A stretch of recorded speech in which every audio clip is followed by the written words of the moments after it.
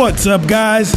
You are listening to the Ones to Watch podcast. I am EP, the Radio Menace.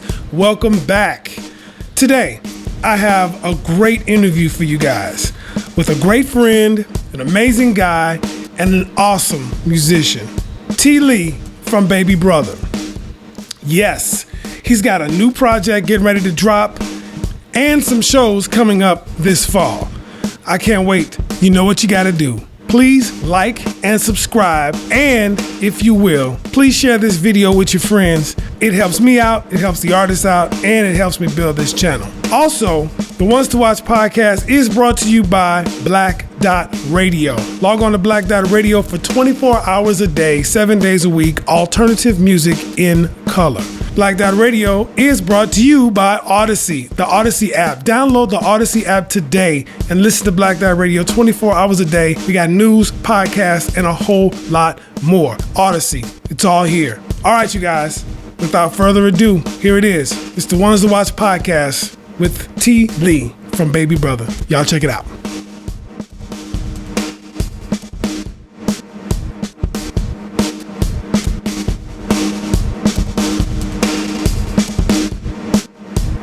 What's up, everybody? This is Black Dot Radio, the Ones to Watch podcast. I am EP, the Radio Menace, and today on the podcast, we are talking with TLEE from Babybrutha. TLEE, my man.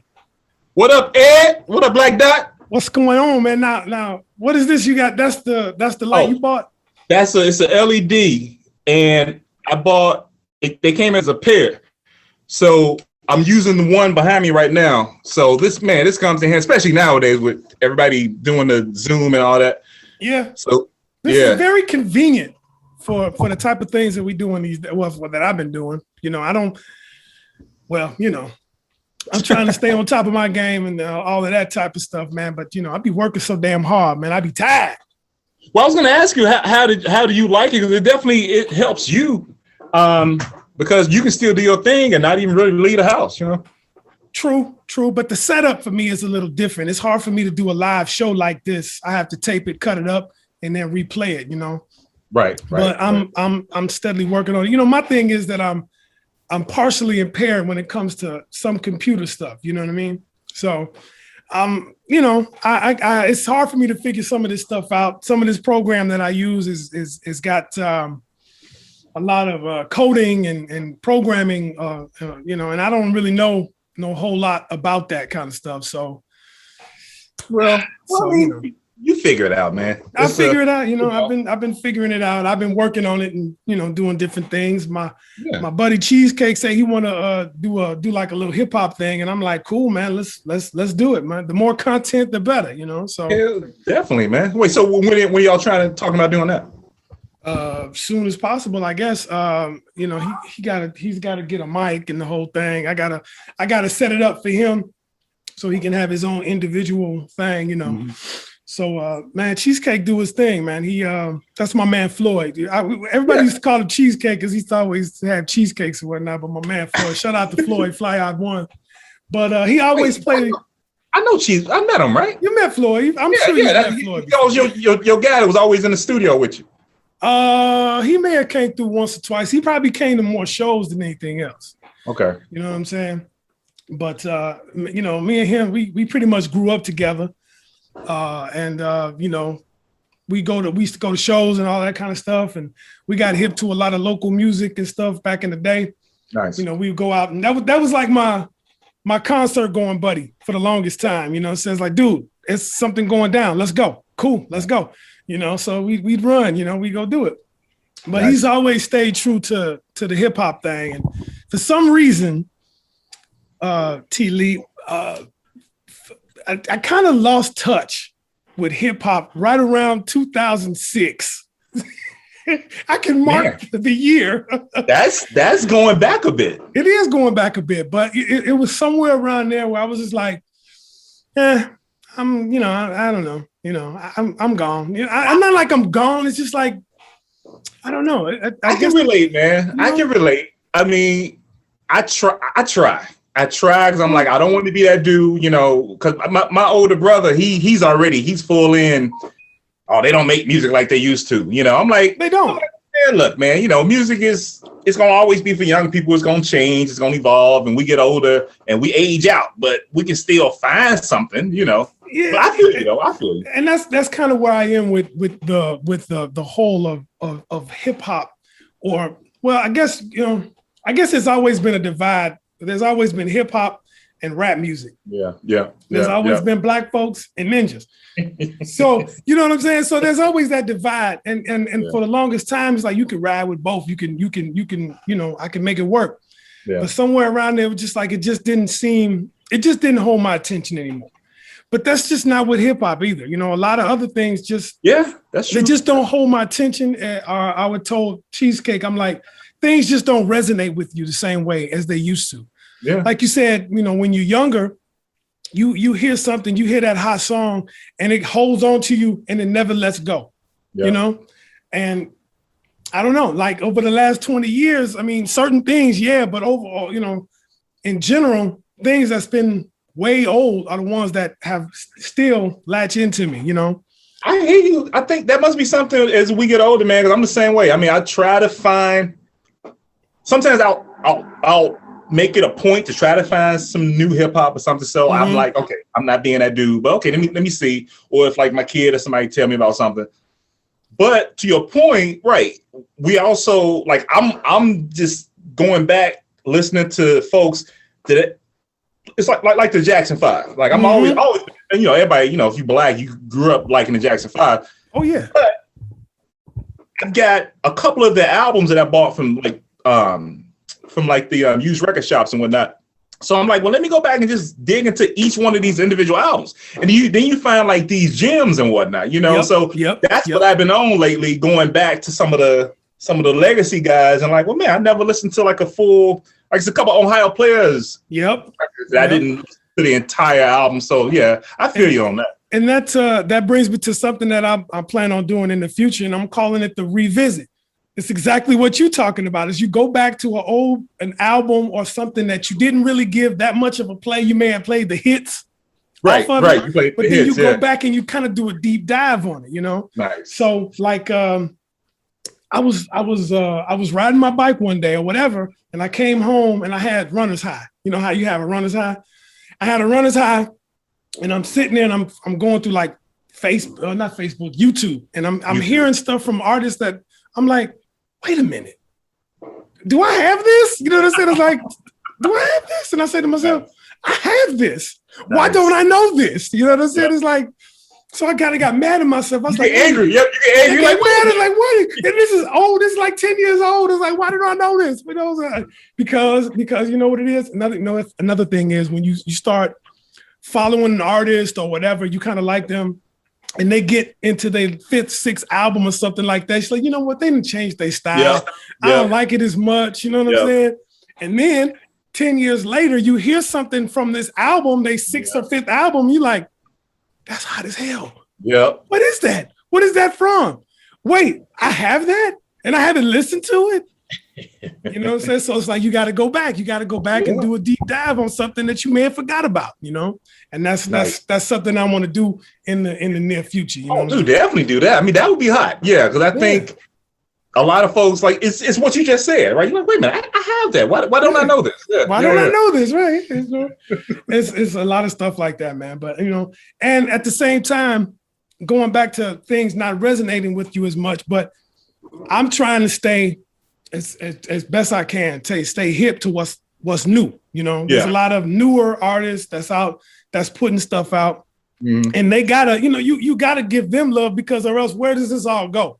Exactly. You can't keep looking in the back. You know what I'm saying? You gotta keep moving forward. So I look for artists all over the place. You know what I'm saying? Black artists that's rocking, jamming, grooving, whatever you want to call it. Put the alternative on it, because nowadays, the reason why I like to use that is because a lot of things can be classified as alternative now. You know what I'm saying? It's like, because mainstream is so, I don't know, plain. I don't want to say plain. It's just kind of, I don't know.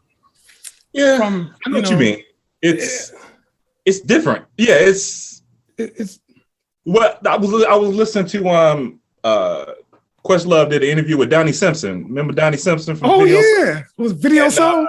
Yeah, and said what you're saying. He was like, yeah, right now, he said what's hot is really, it's either gonna be hip hop or it's pop. Yep. And he said really don't have a lot of in between, which it's weird when he said that, and now that you bring it up, you do think about it, because remember when we were growing up, and this when we sound old, it's like, you know, it was everything. It was just a little bit of everything, but now it's like the masses, they only giving you like these, so you really got to search for it. You got to dig and scratch real hard to find anything that's out of the norm. Yeah. And most of that stuff, I don't want to say it's all the same, but it kind of goes for the same feel. Yeah. In a sense, you know, it's pop music. Okay, whatever. But so, and I watch this dude a lot. I don't know if you ever heard of him. I'm kind of addicted to YouTube lately. Oh, dude, you ain't said nothing, man. Friday nights, man. I'll just pop down with a drink and just go down the YouTube rabbit hole, man. Like, what am I gonna find?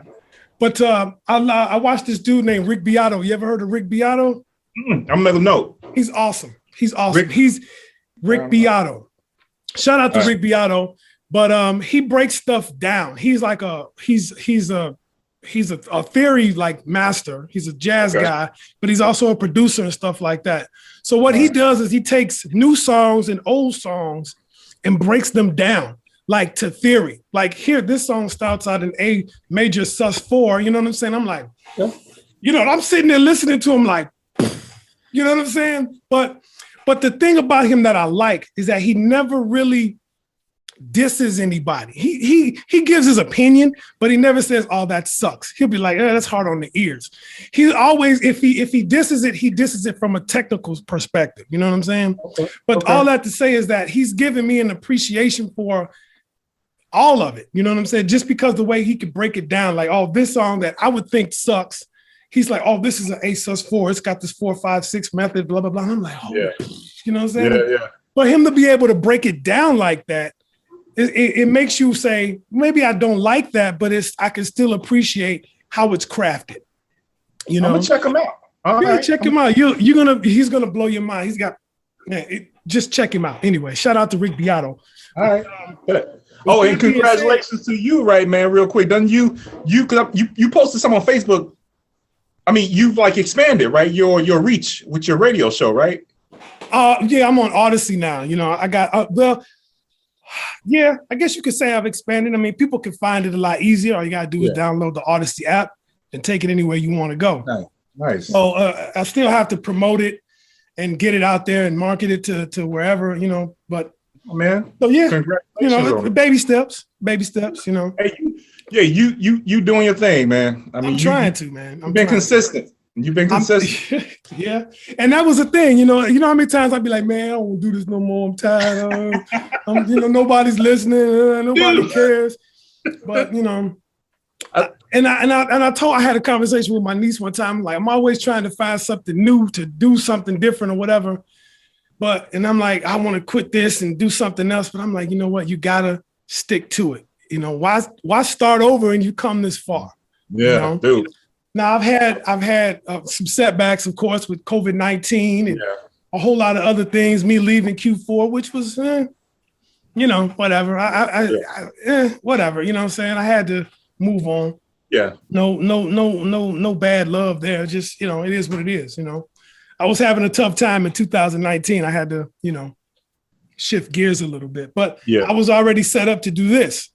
You know, and that was my next move, you know. But anyway, so what was I getting ready to say? Oh, I was going to say back, I think as far as like how new music is versus old music, and this is something that Beato would break down, is about how things hit our ears differently back then, like how things were recorded. The only way to really explain it, I guess, is that music back in the day when it was recorded analog had so much more warmth to it. You know what I'm saying? Yeah, definitely. Now things are digital. It could be fixed. Everything's on a grid. And he made me understand why I like what I like. It's the beauty in imperfection. You know what I'm saying? Yeah. It's the beauty of the imperfection.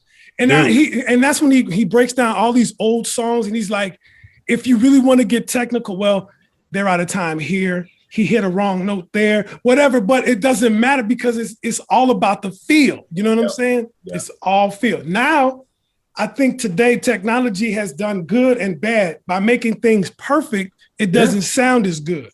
I do. Doesn't that sound? I agree. If some of it is too polished. It's too polished. And it's real slick. Yeah. And I think you know what, that's the benefit.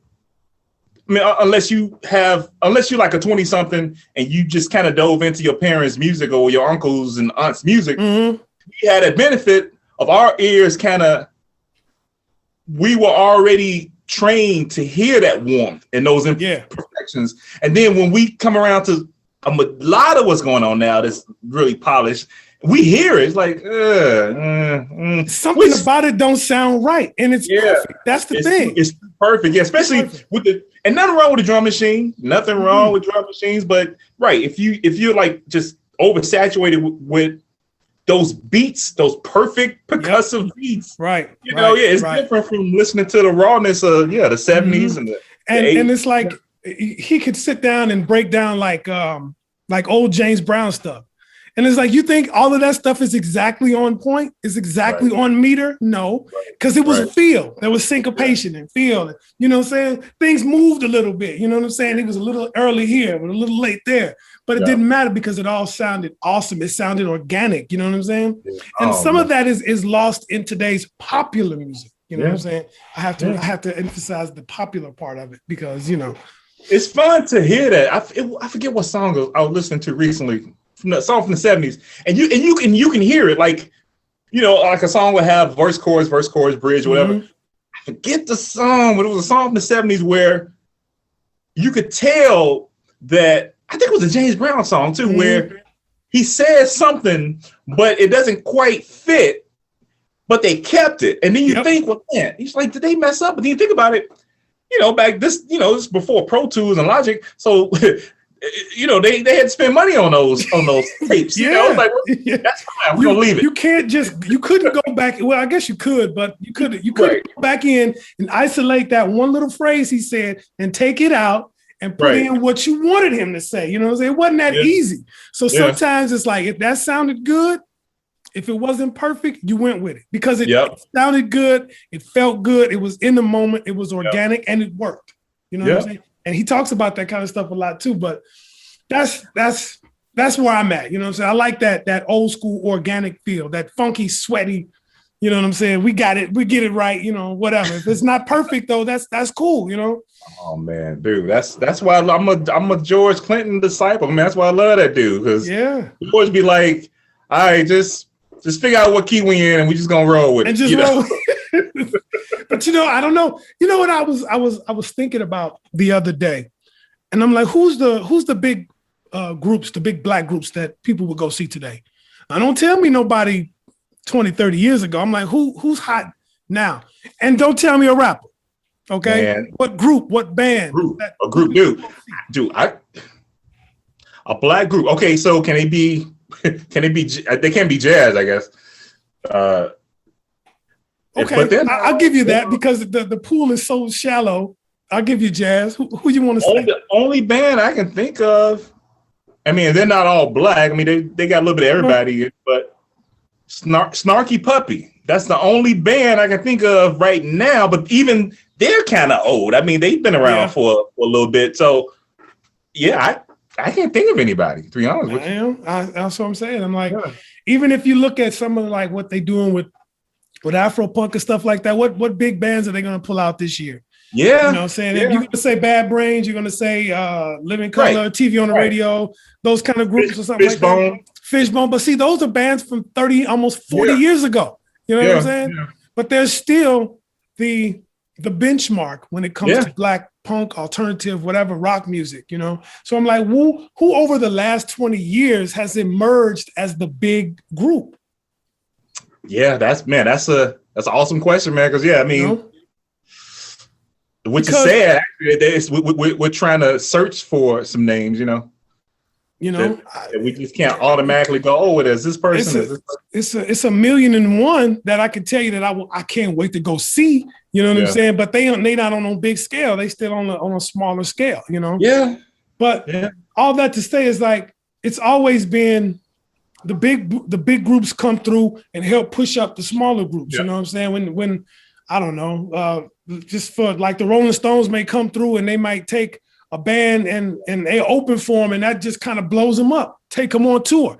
For example, Rick James took Prince on tour, right? You know what I'm saying? And that helped propel Prince in whatever way that you want to say he did, but that helped him. So it's like, where we at now? I mean, everything that I guess is on a big scale is still on a underground kind of scale. It's like what I call the top of the bottom.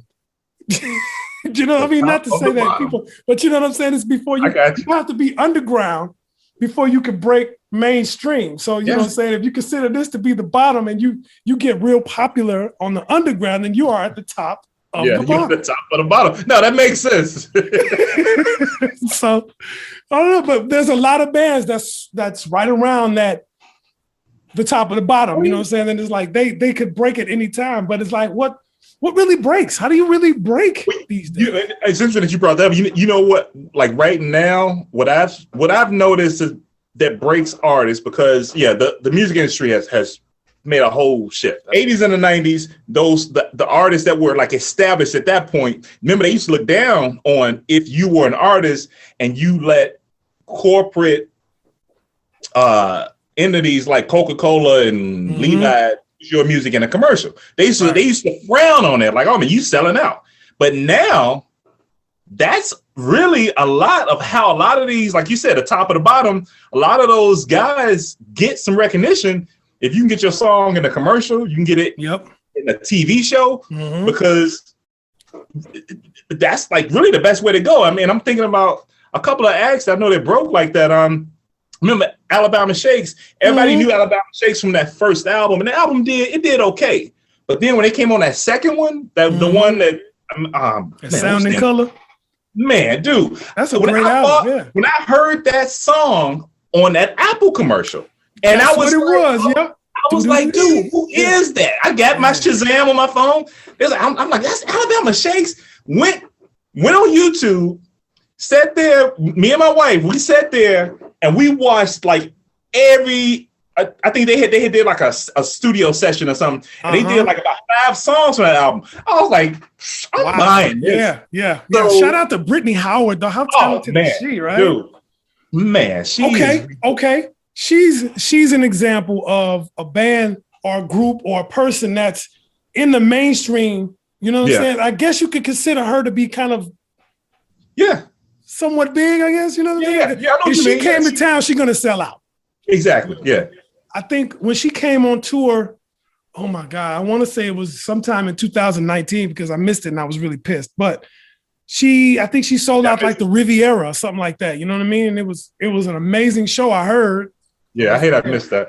But you know what I'm saying? She's at that level. She's selling out the Riviera level, which is a respectable level. That's a great venue to sell out, you know? Ooh. Here's another interesting part about that too. And I know we're talking about artists who are trying to break out, but like the last concert I saw before the pandemic hit was I went to see Raphael Sadiq. Wow. And then I thought about it. Now, I've been a fan since Tony. That was like the band that I discovered in high school. And I was like, okay, I was all in. Yep. But you think about it, since he's been solo, he really hasn't had a hit single. His fan base is folks who they know him, they respect him. He's produced a lot of artists. He's written a lot of songs for other people. But as a solo artist, he's never really had a real hit song. I mean, he hasn't even had a song to break the top 40. But he's got that legacy thing because people respect him. So it's interesting that you say that because, saw him at the Riviera. It was sold out. But, this is just a little crowd because when he goes on a major tour, he's still opening for folks. I mean, I remember he opened for John Legend, and that pissed me off because I'm like, he's better than John Legend. Oh, dude, I'm gonna go, but really, John Legend headline, but John Legend is the guy with the hits, So yeah, that's true. But I didn't think about him like that. I guess I never really do think about Raphael Sadiq like that because I mean, he did the Lucy Pearl thing. They kind of had a hit, but that was in the late 90s, wasn't it? Right. That was the early 2000s. Early 2000s. Okay. It was like 2002 or something. But right, that was the last hit. Was with Lucy Pearl, because he hasn't had anything as a solo artist. I mean, he's had great songs, but nothing is really, nothing huge. Yeah. What about I guess you're right. Yeah. What about dudes like Thundercat and what's that guy's name? Why his name escaped me right now. Who? What, does he play an instrument? Or? He's more like a DJ, I guess, kind of like a producer. Flying Lotus. You know what? They kind of popular too, but they kind of popular on that kind of that weird flippity floppity neo soul type thing. Yeah. Why do I call it flippity floppity? I don't know. There's that I like to call it the they're popular on the Tiny Desk crowd. Okay. You ever watch the Tiny Desk concerts? I have. It's actually kind of cool. It's always them guys. Yeah, and I love it, but it's always like those guys who kind of like straddling. They're not like super popular, but they're popular enough where you're not gonna catch them in like an open mic, but they got enough. But yeah, you're not gonna see them at the United Center selling the United Center out either. But you see them come to the Riviera and sell it out. And to be honest with you, as a music nerd, that's kind of right where you want to be. Oh yeah. You don't really want to get too much bigger than selling out the Riviera, places like that. You know what I'm saying? Those kind of venues. I would love that. Yeah. And if that's the only arena or the as far as it goes, man, I'd be happy with that. That's good. That's perfect, because that's a big enough venue. I don't know what I want to say. It's like somewhere around the neighborhood of maybe 3,000, 3,500 maybe. Yeah, we're talking the Riv. The Riv is pretty big. Yeah. Just like the Metro. The Metro's about the same. You want to be right in that area, right there. That's the sweet spot. Because once you get bigger than that, it's like something degrades in the quality of the show when it gets too big. That's when the corporate entities get involved and go, hey, well, if you're selling this place out, then you need to cater to this demographic, and you need to make sure that you're not sending these people. And that's when all that stuff started coming into play. People making money off of you, and they don't want to mess that money up. And to me, that's the best. The sweet spot, the intimate crowd.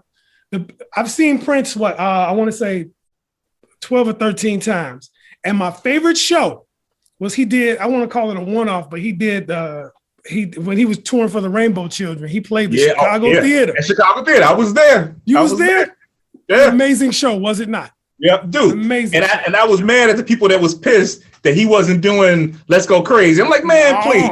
No. I was all about the Rainbow Children. I love that. All about that. To me, that I would say is the best album of the second half of his career. Yeah. You know what I mean? I'm with you. I mean, it was a good record. I mean, yeah, you could put it on and let it play. Yeah. Yeah. It was a concept album. He took some time with that. To me, I think he was definitely hitting his stride on that one. He was on something. And then he kind of did a bunch of big things after that. Yeah. But hey, that's definitely on my soapbox. First there'll be a wedding. Then there'll be a feast. A lot of people didn't like that record though. That was my song. Hey man. Mine was Muse to the Pharaoh. She could be Muse to the Pharaoh. You know what I'm saying? Yeah. Dude, I absolutely love that record, man. And I go back to it, do it because I listened to it constantly when it was out. I loved it. You always find something different. Yeah, it was so multi-textured, you know what I'm saying? Yeah. But the show did not disappoint. And a lot of times when you go see him, he might do one or two songs and then play all hits. Yep, he played most of the album and then played a couple hits here and there. It was amazing. But all that to say is that he played a smaller venue, a little bit more intimate, still kind of big, but still intimate. Well, especially for Prince at that point. Yeah, that's small for him. Yeah. Yeah, but it was beautiful. Mwah. I loved it, man. My favorite, one of my favorite shows. And hell yeah, I was there. I think he did. Did he just do the one night or was it multiple nights? I can't remember. I think he only did one night because I wanted to call it a one-off because he only was doing like one night only, one show and gone. So it was rare to get a ticket for that show. You know what I'm saying? And I got one, thank God. And I'll always have that memory. You know what I'm saying? and the one thing I remember about that show was no amps on stage. Do you remember that? There were no amps on stage. I didn't even think about that. No amps. I didn't even think about that. Yeah. Yeah. Oh, I remember that because I was like right dead in the middle of the balcony and I was looking down over everything. And about a third into the show, I was like, hey, wait a minute. He's got a guitar. There's that. She's got a bass. There's a keyboard. But there's not one amp. There was monitors, but there was no amps on stage. And I heard that all the amps were offered to another little room. So he wanted to create that experience, then I guess to not to be distracted. I didn't think about that. It was just clean. The stage looked really clean. If you look back to it, like, it was super clean. Wasn't nothing out there. He had his guitar, but nothing else, So anyway, that was hot stuff for me. Hey man, and it's still weird to think about. Me and my brother talk about it that we can't go see him no more. That's an experience that's gone. Unfortunately, but there's so much live stuff out there. If you get in the right mindset, get a big enough screen, get good enough speakers, you can kind of relive some of those moments again. That's true. That's true. There's a lot out there, bro. Let me tell you, there's a lot. And Oh, speaking of which, you know what? I just picked up or just got in the mail the other day. I'm kind of sleeping on it. But I didn't want to spend the money. I'm just being honest. I'm a cheap bastard, but I finally got this. Oh, dude. I finally got it. Hey, man. We took the plastic off of it. Hey, we together. You know what I'm saying? You got the vinyl though, right? No. I didn't get the vinyl. It's got the book. I think it's like yours. It's got the book and you open it. It's got the CDs. I ain't even opened it up yet. Oh, dude, when you gonna open it? Later. I've had it for a week, but I had to just go get it from my mom's house because something this precious ain't getting delivered to my house. Negroes be stealing my stuff, G. That's precious cargo right there. You know what I'm saying? That album right there, dude, was what changed my life. For real. Nice. For real. Yeah. Sign of the Times changed my life. For real. Now, how so? Give me a. I was thinking about this the other day, and it was like listening to Prince, and I was like, man, I remember when I used to believe in love and stuff like that. You know what I'm saying? It's like he used to fill me with that kind of hope of romance and things like that. And it's like, not anymore. You know what I mean? Well, not ain't too much music anymore that does that for me. Yeah, I know. You know what I'm saying? Yeah, especially not nowadays. You got WAP and everything. Ain't no love here. Come on, man. That's a whole nother story right there. But you're right. Everything is so like in your face, like oh. But artists like Prince and a whole lot of other people, there was so much more texture to it. You know what I'm saying? But that album, man, it changed my life, bro. I mean, I remember going to see the movie, and my old man left me there, and I saw it like 3 times with a kid. Oh, wait, which theater? Which one? Evergreen Plaza. 95th and Western. And you stayed there the whole day watching it. Nice. I watched it at least 3 times, maybe 3.5 before I was like, okay, the old man ain't coming to get me. I guess I gotta take the bus home. So, and then he chastised me a little bit later on for it, but man, that was my album right there, man. That was the thing because I was finally getting to the point where I could buy my own records and stuff like that, and I bought it and it was love, man. I still got the original vinyl, of course, but nice. Wait, so the one that you bought, does that have the vinyl? Because I thought I was gonna have the vinyl, but I don't have the vinyl on this one. I didn't want to get the vinyl. I said I'm gonna go ahead and get the CDs. Well, only thing that made me that I don't like about this is that I actually wanted like a Blu-ray quality of the original movie. Yeah. But they put out the DVD of like the show. I think it was the New Year's Eve show, I think, right? Yeah, which is still good. It's still awesome and everything, but nothing hits me like the movie hit me. You know what I'm saying? Yeah. But that's cool. No worries. I ain't tripping. I'm still going to watch it. I'm still have a great time and enjoy it because Miles Davis is on that. Yeah, man. Oh, dude, I'm like you. I opened it because I wanted to flip through the pages of the book because I think Lenny Kravitz wrote like the foreword, I think. For real? But wow, I just got it yesterday.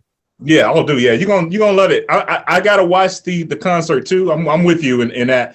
I'm probably saving it for I don't know. I'll probably get to it in a couple of weeks maybe. I still got the back in 2016, 2015, a friend of mine that I worked with gave me that 21 Nights book that came with a live show. Still haven't watched it. Still haven't watched it. I've looked at all the pictures, read some of the stuff in the book, but I'm waiting for a special occasion. Like, what special occasion? Just go take your ass downstairs and watch it. What you waiting on? I don't know, man. I don't know. I'm thinking about having like a screening or something in the backyard and just we sat back out, drink wine and watch Prince. You know what I'm saying? There you go. Hey. That'd be awesome, right? You'd be into cool. That. You get a lot of folks come through, man. Let you send me an invitation. Yeah, for sure. Once I get my backyard straight, but that's for another time. I saw your video where you left your keys or something, and you said you had to go back. Dude, I've been there too. Dude, I got my keys. It's like two sets. Like when I'm working, I got my little work keys because I don't need my house keys, so I just toss them away. So that particular day, I thought to myself, I don't need my work keys. Makes my keys too heavy, so I should just put them away. So I took the keys apart and put one side of them away and then left. Now, here's the thing. Normally, I gotta go through 3 doors to get out the front. So I can't leave out the house without my keys. Right. But this particular day, I was riding my bike, so I decided to go out the garage. Okay. So I go out the garage and I'm going to the store. I get to the store and I realize, oh shit, I can't lock up my bike. I don't have my keys. Like, damn. But lucky for me that I had my clicker still, and the one of my windows was open, and I could get in my garage. I had a ladder.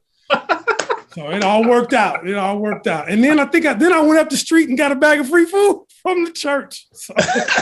Yeah, that's right. That was what you added in the video. You were like, yeah. Because I was going to go to the grocery store to buy some food, and then ended up getting some free food. So it was a good day. It turned out to be a good day. It was a little despair there at first, but then it was like, hold tight, just relax. Everything will work itself out. There you go. That's how you do. Everything will work itself out. Just relax. So you've been keeping yourself pretty busy during this pandemic. Now, a lot of people have been doing a lot of different things during the pandemic. I mean, certain people got unemployment and then started a whole new career. And I'm like, damn. I mean, I've talked to a few of my friends that have been on unemployment for the last year, and I'm like, damn. How they having more fun and getting more things done? I've been working my ass off every day. You know what I mean? I'm like, what the fuck, man? This is crazy. But I'm like, all right, well, so you've been keeping busy. You got some projects that's getting ready to drop.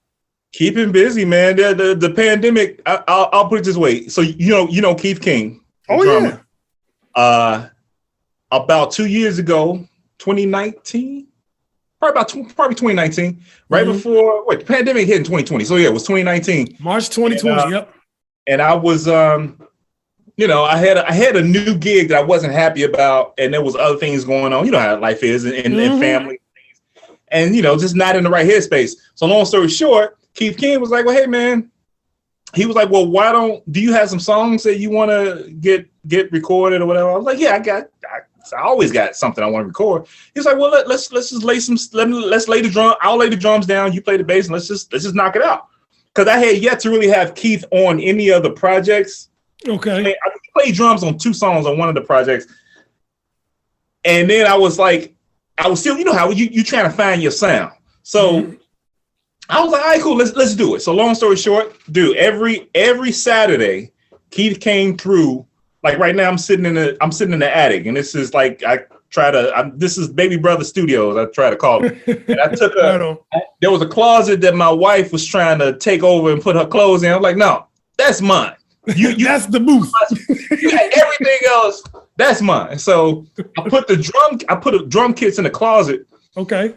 And Keith King came over, man, and even on the weekends where I don't want to be bothered, he was like, "Dude, I'm coming through." I'm like, "Yeah, I ain't in the mood, man. I'm coming through." So he came through, and him on the drums, me on bass, and we knocked out all the songs. And the pandemic was the perfect time for me to start mixing and doing all that. So wow, that's what the pandemic did that, and it made you kind of get some introspection going, because I was really feeling good about the music that we had recorded. And two of the songs I sent you, the America song and then the song with Lauren singing the jazzy one, those were the ones that we recorded. But I was like, okay, that's gonna be the new stuff. That's the sound I've been looking for all this time. So the video that we just released, Boy Who Cried Wolf, that song was just, I wanted to put a collection together to say, okay, these are the songs that I really like from the stuff I've done before that I think sound cool. And this will just kind of put a cap on, okay, what was TLEE of Babybrutha, and then we'll usher in October when we do November is when we're doing the show with Room 11 and Moses Gunn, but October is when we're going to release the new stuff, and that's going to be the new sound. So yeah, it's the pandemic just kind of, gave me time to just think about all that stuff, Right on, man. Right on. I'm looking forward to that show, man. It seemed like so long, so far away. November, it'll be cold, and it's gonna, but yeah, I'm looking forward to that, man. I mean, is that what they doing? They kind of pushing shows out to the fall? Well, they're not messing with the summer too much.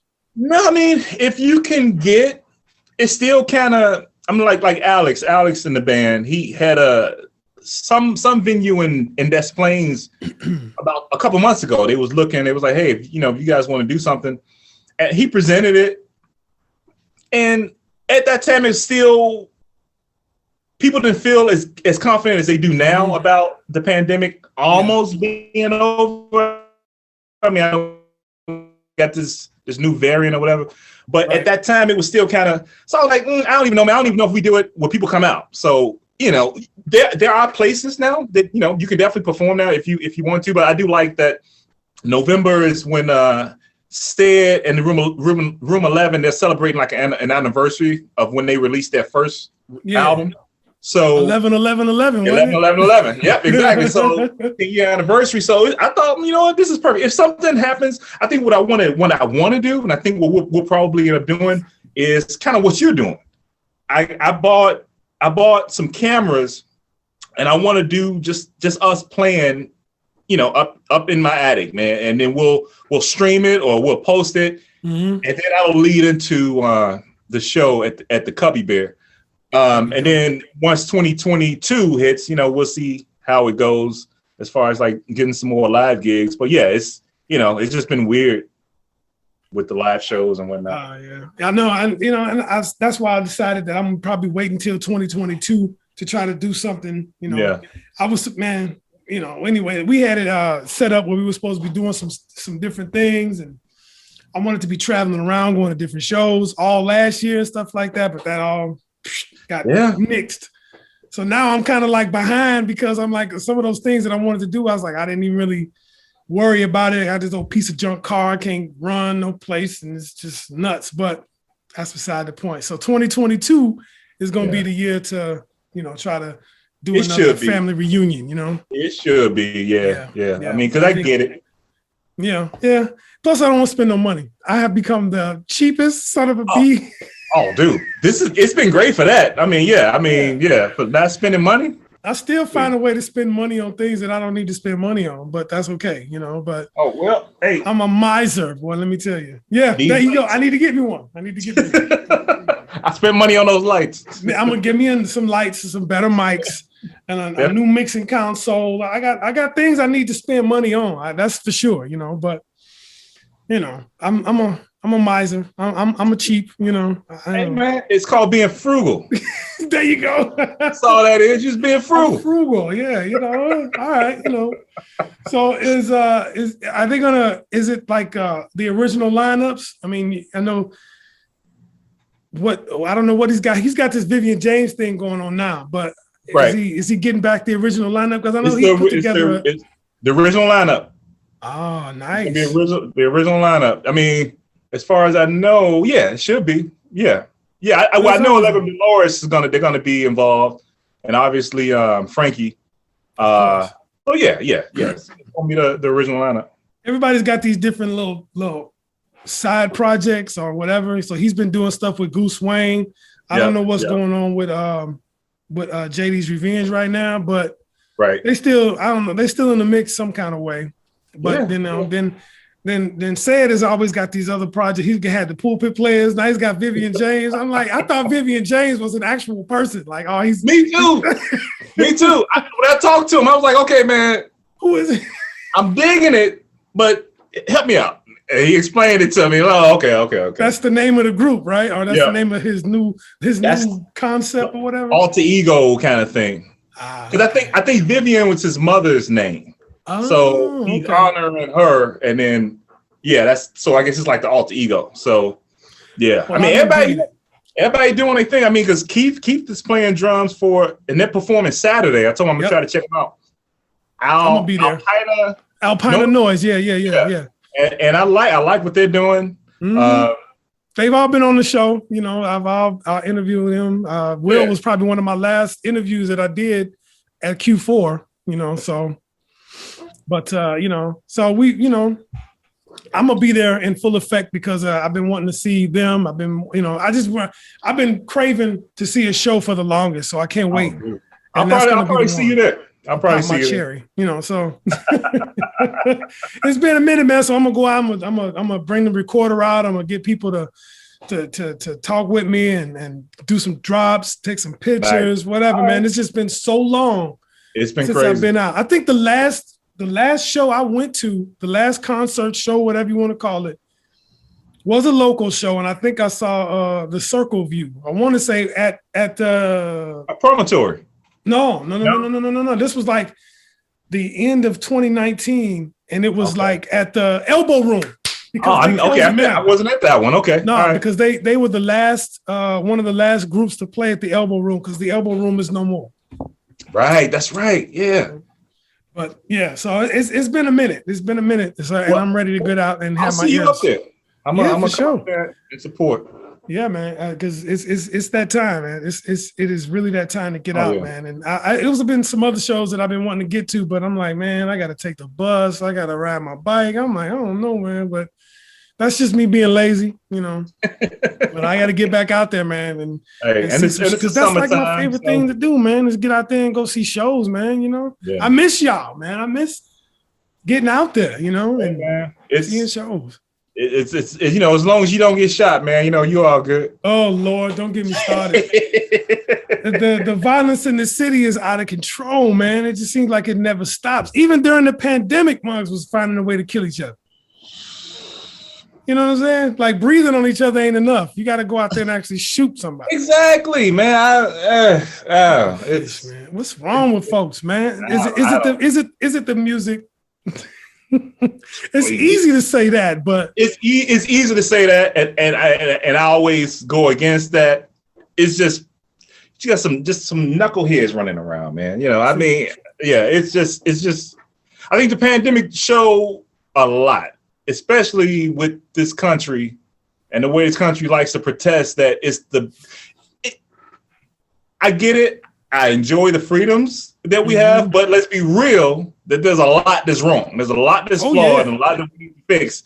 And this pandemic, it opened a lot of that up, man. It showed a lot that it has. And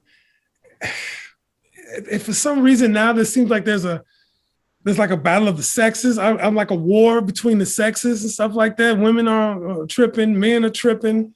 Blacks tripping, whites tripping, everybody tripping. Yeah. It's like, everybody's tripping. It's like, what the hell is wrong with everybody? What's up with the love? It's broken, man. I mean, and when you look around the globe, people are just unhappy, man. It's like, that's true.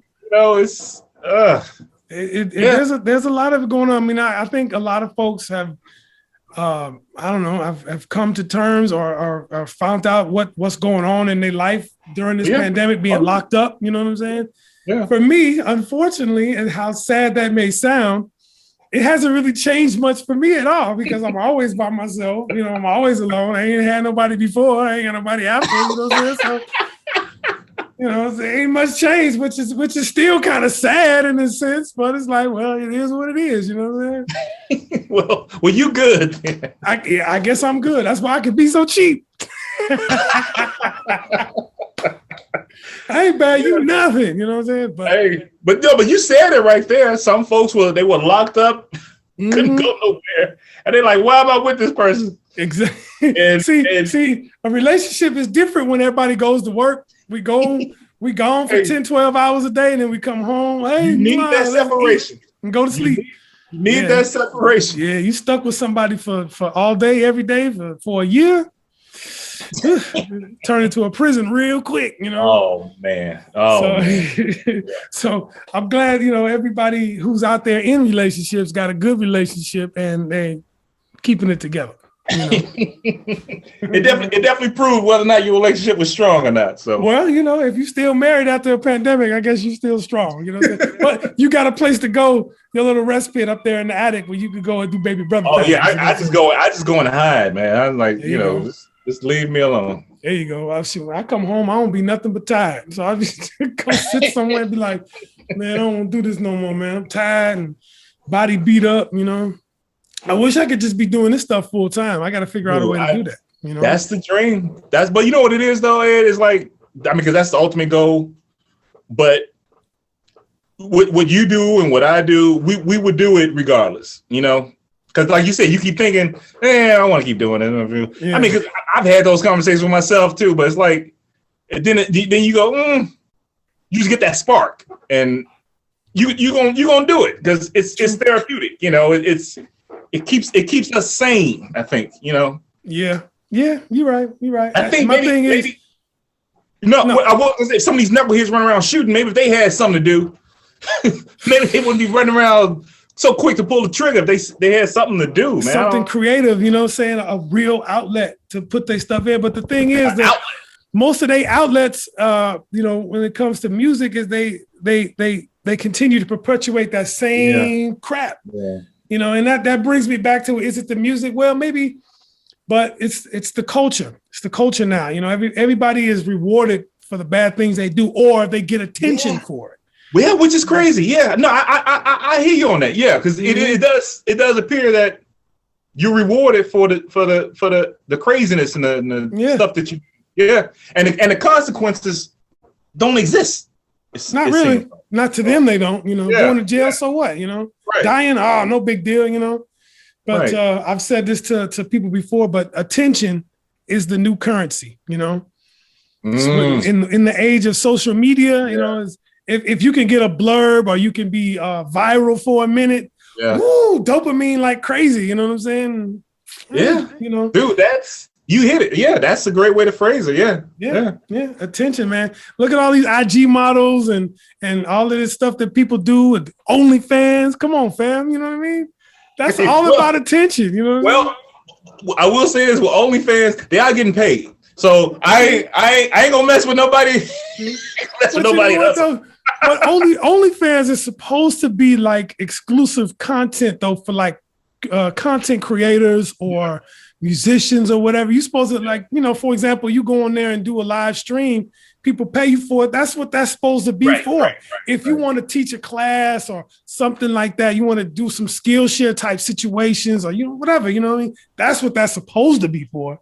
True. And I think that the powers that be are going to try to force that narrative. They're gonna force that and get away from that porno type stuff. You know what I mean? That'd be interesting to see if they do that but it always seems to go that way. The porno, they always take the lead. Because remember back before. Well, it's interesting. Back before high def was a thing. Mm-hmm. The porno industry, they're the ones who they went to the Consumer Electronics Show and they was like, hey, we got these new high definition cameras. It's going to make everything look clear. They bought them up in bulk and they spearheaded that. And then 4K came around. 4K is better than high def. Yeah. Porno industry. Dude, we can do some stuff with. So, it's better than real life. So OnlyFans. That's another, they was like, hey, well, okay, this will be great for special content, but you know what we can really do with this? So yeah, true. I mean, I hear you, but my thing is I would never give somebody some money to strip from me over a computer. No. You sick? No, with all the free porn out there, you crazy? You know what I'm saying? It's like You know, but it's like going to one section of the ocean and paying for the fish. You know what I'm saying? It's like, oh, I'm gonna go right here in this part of the ocean and pay for these special fish, and all the fish in the rest of the ocean is free. It's like that's a great analogy. It's stupid, you know what I'm saying? It's like, and plus you and then here's to add to the analogy. It's like I don't need scuba gear or a fishing net to get it. You know what I'm saying? But that shows you how men are, because we wouldn't, but there's a million men out there, and these women are making hella bank. You know, that's what I call the thirsty majority. Hey. You know what I'm saying? Dudes that are just so dang on thirsty that they will spend money for a girl to just show her panties or whatever on the screen. 3,000 miles away from you over a screen. I'm like, nah, cuz I'm too damn cheap for that. That's men, because we couldn't, if you flipped it, we couldn't do that. We couldn't have the same type of results that the women have if we had our OnlyFans and I got special content. Women ain't paying for that. They like, man, I'm good. You know what you're gonna get? You're gonna get gay guys. Don't even say it. It is what it is. You know what I'm saying? It's like but that's men. That's men though, right? You know. So I wouldn't do it unless I got some exclusive content. I'm teaching something, whatever. I got a movie or whatever, something I want to put out like that. Then but there's still other ways to do it besides doing that. You know, that's what I'm trying to do, and it won't be OnlyFans, but I'm trying to build up the like the YouTube channel has been getting some traction, man. So what the show is November 11th, so we're thinking maybe in September. We might try to see how it works if we do like a streaming show and to see how it works on the YouTube channel. Why not? You know, that's right now. It's like YouTube is like the new frontier of some sort. You know, a lot of people making a lot of money off YouTube. Yeah, and I'm like, how are they doing it? You got to get a lot of views. You got to be putting out videos like every day. Yeah, it's a job within itself. So you gotta, and like you said, it's content. It's constantly, because there's a lot of people that I follow. I mean, I watch their videos when I'm bored, riding around in my damn truck all day. But if you can do that as your full-time job, then why not? Yeah. A lot of times they ain't be doing nothing but reacting to other people's videos. Some people put out some, you know what I'm saying? That is the craziest thing. The reaction videos. I'm sitting there like, I'm like, really? Yeah. Really? That's like a whole genre now. Reaction videos. Watch my reaction to the first time hearing Purple Rain. I'm like, really? Oh, that's one aspect of reaction videos. Now people react to other people's videos. Like somebody might watch this and react to this, like, this dude does Black Dot Radio. He's a hack. I can't stand him. And this guy, Babybrutha, he's pretty good. Why is he talking to this jackass? You know what I'm saying? There might be that. You know what I'm saying? Yeah. No, you're right. Watch that. That dude, this might get 6 hits, and that guy might get 60,000 hits. You know what I'm saying? Right. Reacting to me. And I'm like, you're right. How does that work? It was like, how can I get in on that? You know, I guess the way you get in is you got to make stuff and keep making it, and keep making it, and keep making it, and keep making. So if I just start, the only thing about YouTube and doing the whole deep dive thing and what I do is that I can't play the music. You know what I'm saying? I can talk about it, but I can't play it. Maybe I can play it in like small 15-second. Exactly. Yeah. But before they catch you. Even then, it might get taken down. So. I'll have to figure it out some kind of way, because that's great content for me to be like, man, remember this old album? I don't know, just picking out an album, just something that's laying on my floor. Remember this? Oh man, I can go into a deep dive on this and blah blah blah. And you know, I never was a Jay-Z fan anyway, but you know, how about this? There you go. That'll be the video. You probably don't remember this. Peach Instrumentals. Never heard of that? Peach Instrumentals. Wait, Pete Rock? Pete Rock, yeah. Yeah. Yeah, that came out in like 2001 or something like that. Just made a whole album of instrumentals. Okay. I think I could go back and do a deep dive on that. You know what I'm saying? You could. You could. What else? I mean, once you find your rhythm, man. I mean, I'm gonna do a I think the most views I got on any video, I did my interpretation of Prince's America, the bass line. Oh. And I was trying to copy what Brown Mark did, and I was like, all right, I'm gonna add something to that. I posted it for like 3 or 4 months. I got like a few views, and then like at some point, I don't know what happened. Somebody must have probably looked at it and sent it to somebody, or maybe I think I saw in the the analytics, it'll tell you, oh, well, this video shows up when Brown Mark videos show up. Dude, I'm up to almost 3,000 views, and all the comments are Prince fans. And like, oh man, this is cool. So I'm like, okay, all right, I'm gonna play a bass line to another Prince. Might as well, and then what you do, you just break it down like, oh, he's doing this here, this is this scale here, he's playing this chord, blah blah, and that's all you got to do, and people will eat that stuff up, G, because I eat it up. That's what Rick Beato be doing.